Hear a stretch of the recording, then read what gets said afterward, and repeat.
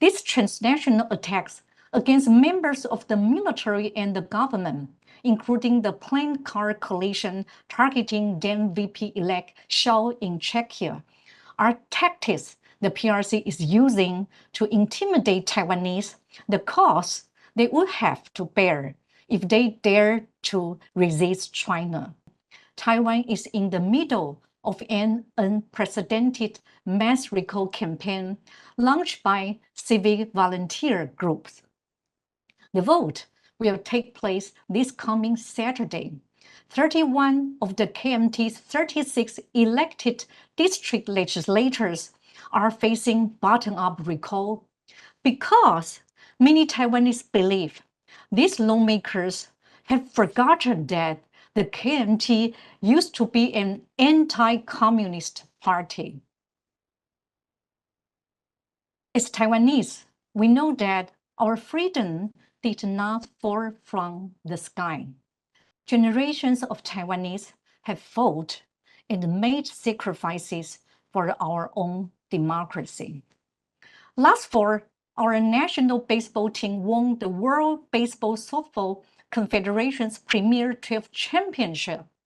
But our players were not allowed to wear jerseys bearing our country's name, nor could they proclaim our country's name in public.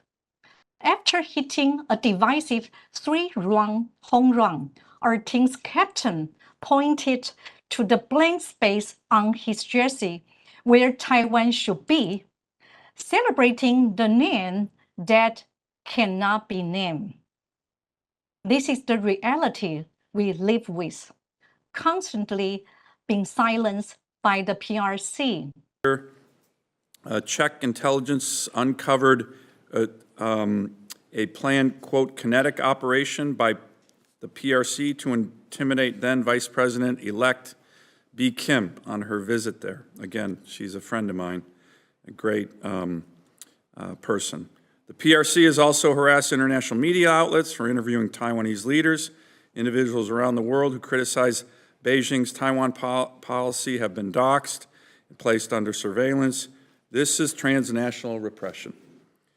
For 75 years, the People's Republic of China has vowed to bring Taiwan under its control. We have our own Taiwan Relations Act. We have the One China policy. However, in recent years, that pressure, not just, by the way, with regard to Taiwanese, but other people, including American citizens, has intensified and globalized, with Beijing not only targeting Taiwan across the strait, it is projecting intimidation across borders, institutions, using political transnational repression as tools of coercion among people across the globe. The title of this hearing rhymes with major legislation of mine, the Stand With Taiwan Act.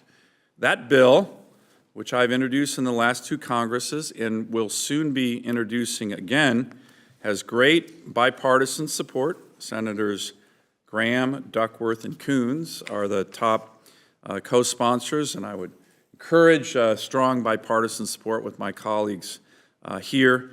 And what that would do is if there is a military invasion of Taiwan by the Communist Party and the PLA of China, this would trigger punishing comprehensive sanctions on the Chinese economy and particularly leaders of the Chinese Communist Party, punishing economic, trade, financial, energy.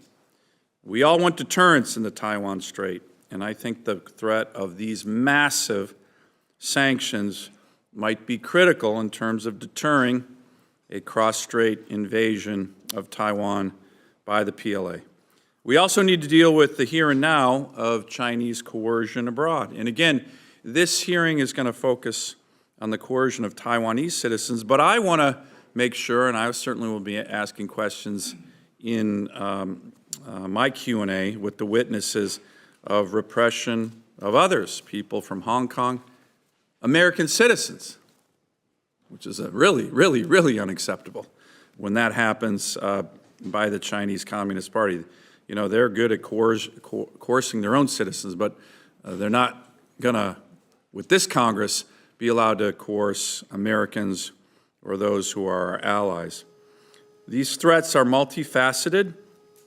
AI-generated disinformation, the extraterritorial application of PRC laws, of course, diplomatic pressure on Taiwan's allies, the public intimidation of democratically elected leaders. By the way, that's something the Chinese Communist Party would never do. They'd never stand for election themselves. They fear their own people because they know they probably wouldn't get elected if they had to stand for elections. So that makes them nervous when there's people who actually stand for elections like we do. PRC is also attempting to rewrite international norms, distorting UN General Assembly Resolution 2758 and pressuring countries to embrace Beijing's view that all necessary measures it might use to achieve unification with regard to Taiwan.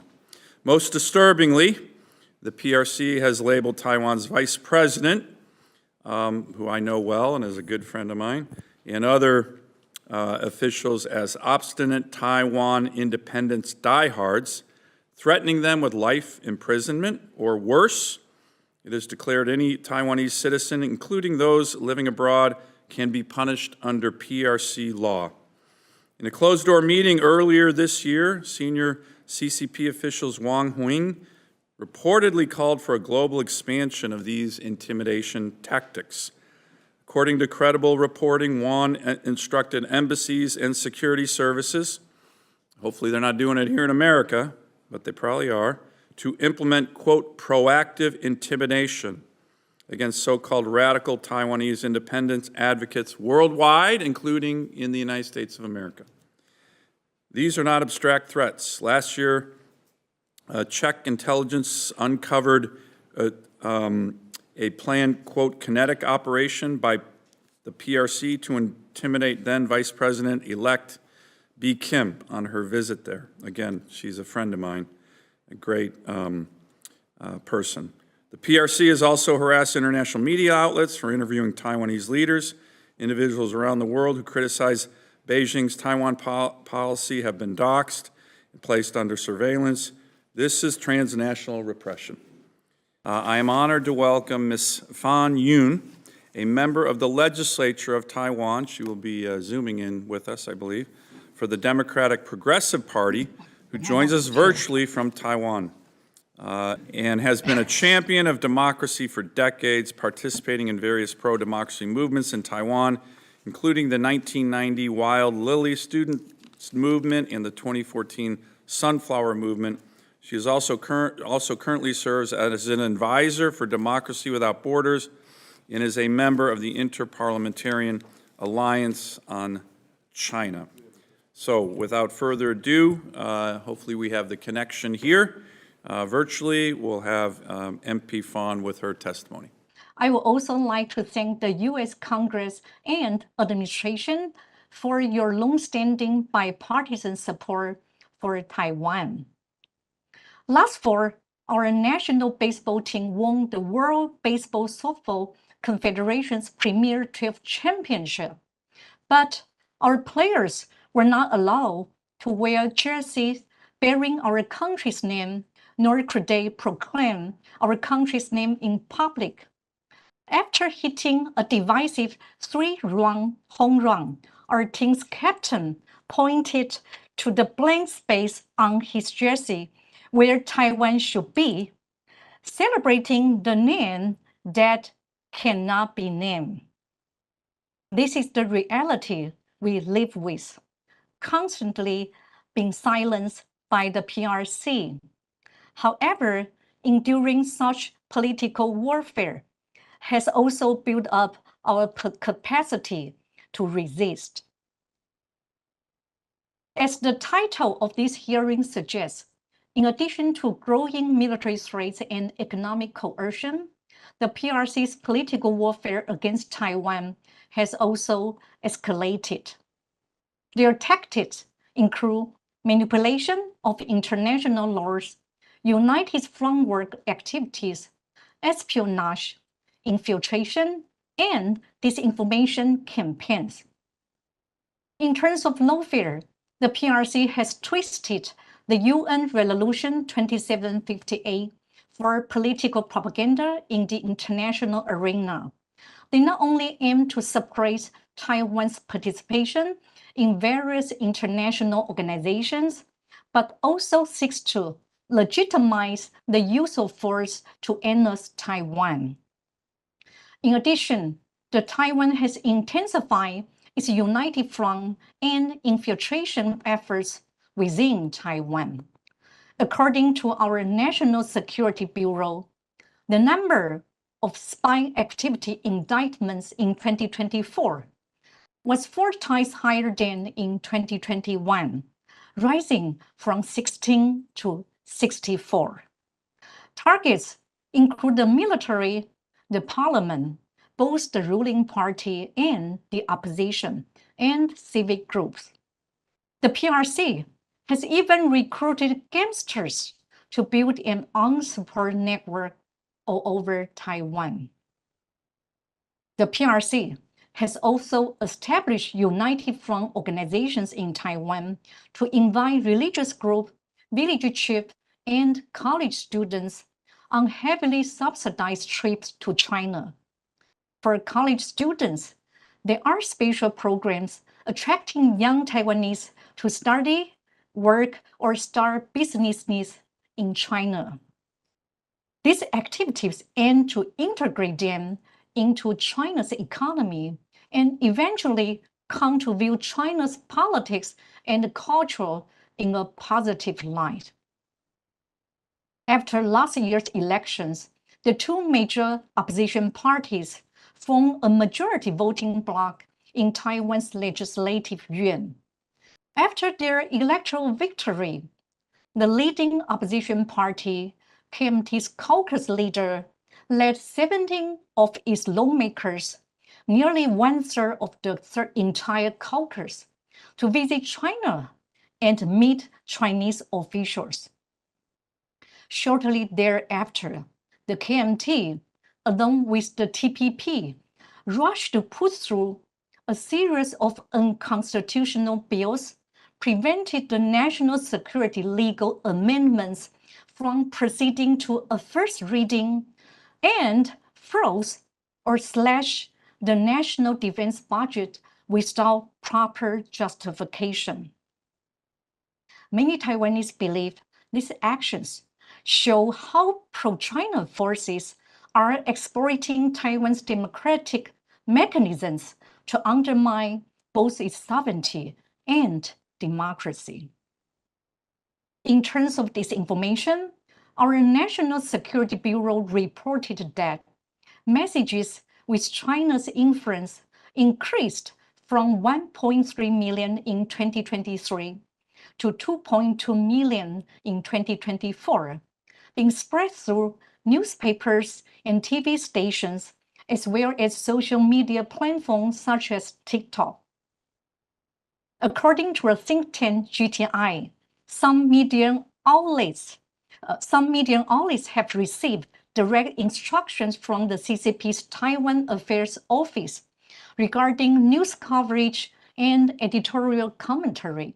The PRC also funds Taiwanese influencers to produce content in China that align with its political agenda. What's the goal of the PRC's political warfare? Firstly, it seeks to distort the world's understanding of Taiwan, specifically by framing cross-strait conflicts as a domestic issue to isolate Taiwan. Secondly, the PRC works to erode Taiwanese people's confidence in the United States. A recent poll found that TikTok users in Taiwan are more likely to view China favorably and more likely to believe that a pro-USA government might provoke war. This is a clear sign that the disinformation is influencing TikTok users, most of whom are young people. Thirdly, by spreading false narratives, the PRC aims to make Taiwanese either lose confidence in their government or disengage from politics. Potentially, these actions can ultimately lead people to lose the motivation and willpower to defend our democracy. These transnational attacks against members of the military and the government, including the planned car coalition targeting then VP-elect Shaw in Czechia, are tactics the PRC is using to intimidate Taiwanese, the cost they would have to bear if they dare to resist China. Even now, as I am speaking, Taiwan is in the middle of an unprecedented mass recall campaign launched by civic volunteer groups. The vote will take place this coming Saturday. 31 of the KMT's 36 elected district legislators are facing bottom-up recall because many Taiwanese believe these lawmakers have forgotten that the KMT used to be an anti-communist party. As Taiwanese, we know that our freedom did not fall from the sky. Generations of Taiwanese have fought and made sacrifices for our own democracy. We are working very hard to prevent a war from happening. However, Taiwan alone will not be enough to deter China's aggression. As you must all be aware, Taiwan's security is not only critical to the stability of the region, but also key to the global economy. Standing with Taiwan, we can work together to protect our shared value, prosperity, and the rules-based global order. Thank you all for your time and support.